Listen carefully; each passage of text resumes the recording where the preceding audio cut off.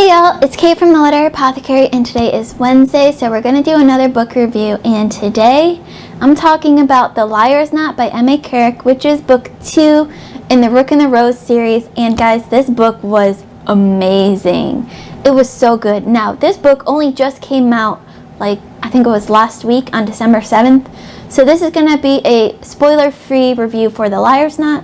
However, since this is book 2 in a series, I will warn you that some things I say in here may spoil book 1 because we're talking about book 2, so it'll give away different things about book 1. So if you haven't read book 1 yet and you don't want to be spoiled, then come back here when you've read book 1. But because this book only just came out, I'm going to do spoiler-free for book 2. And come join the Discord or come to Leslie's Discord where we have a whole bunch of talk about both Mask of Mirrors book 1 and The Liar's Knot, and I'll put the link down below there. So, book 1 was The Mask of Mirrors, and this is a big book. The Liar's Knot was also a big book, but it reads really, really fast. This was written by a duo author group. MA Carrick was 2 different people, and you could not tell which one wrote which. It felt like it was one author. I was thoroughly surprised when I found out this was 2 different people writing this, because it felt like one person. And so despite how big this book is, you can see it's a big book, 600 some pages. We learned in The Liar's Knot, this is really only a teaser of this world. They had tease a little bit on the world building and the characters and the story and the magic, but book 2, The Liar's Knot, expanded on all of that. We got more world building, we got more of the characters that we loved, we got more of the magic system, more of the story, other stories woven into this story, but it also still left a lot of room for book 3, which as of right now is the final book in this series. They're actually writing this book right now, book 3, and I just loved everything about this. I loved how we got more than we got in book 1, but still room for book 3. We got more of our favorite characters. Now this book revolves mostly around Vargo, who, if you've seen my review for Mask of Mirrors, which I will link down below, you know was my favorite character out of that book. I am Team Vargo all the way. Even when he was portrayed as not a great guy and you weren't supposed to like him, I still loved him. I thought he was made a great villain, and we get so much of Vargo in this book. It's amazing. Just when you think you've gotten Vargo's character down, something else happens and you're reconsidering how you're supposed to feel about Vargo. Some other favorite characters from The Liar's Knot: Mr. Peabody, Vargo's little spider companion sidekick guy.